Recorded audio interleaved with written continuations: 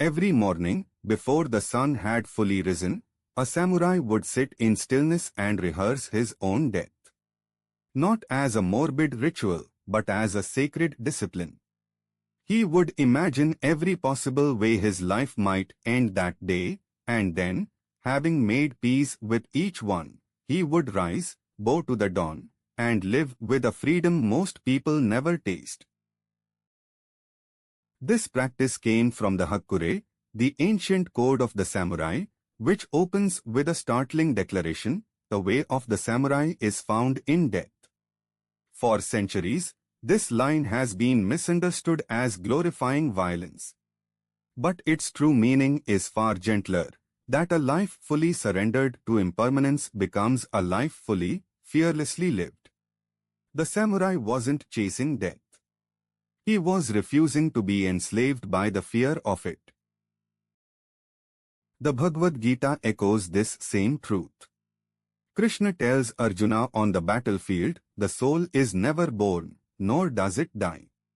This wasn't philosophy for the comfortable, it was medicine for a man paralyzed by fear. When we stop clinging to permanence, something extraordinary happens. The grip loosens. The breath deepens. We stop postponing our own lives, waiting for some imaginary moment when everything feels safe enough to begin. We live in an age of endless distraction, scrolling past our own existence. We delay the conversation, the apology, the dream because somewhere inside we believe we have unlimited time. But the samurai knew what modern psychology now confirms: awareness of mortality, what researchers call terror management, paradoxically increases our capacity for joy, meaning, and genuine connection.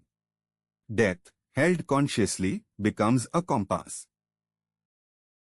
Consider how differently you would spend this Tuesday if you knew it was your last. Would you answer that email with such urgency? Would you let that argument fester? The samurai's morning meditation wasn't about despair, it was about clarity. Like a river that carves its path because it knows it must reach the sea, we move with purpose only when we feel the current of time beneath us.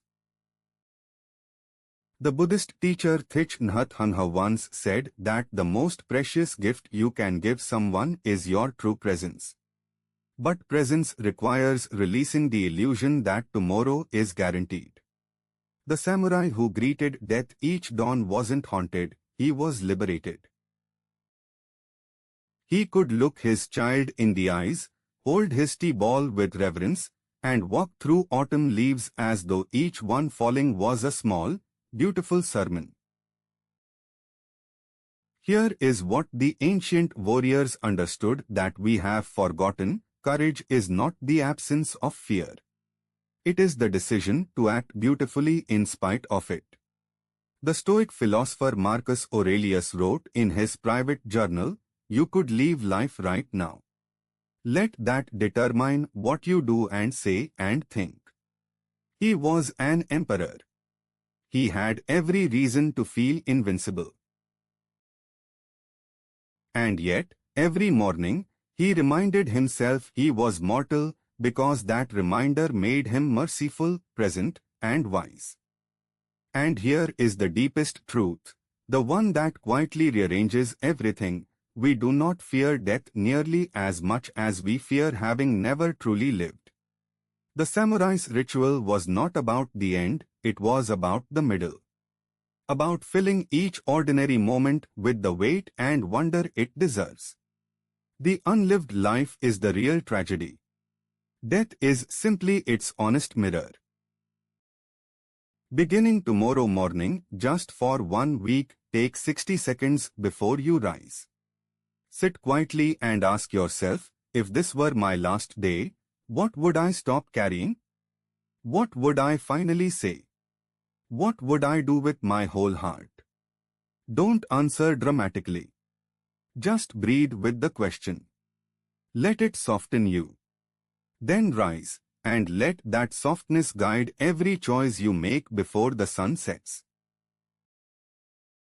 A samurai who has made peace with death becomes the most alive person in any room, not because he is reckless, but because he is awake.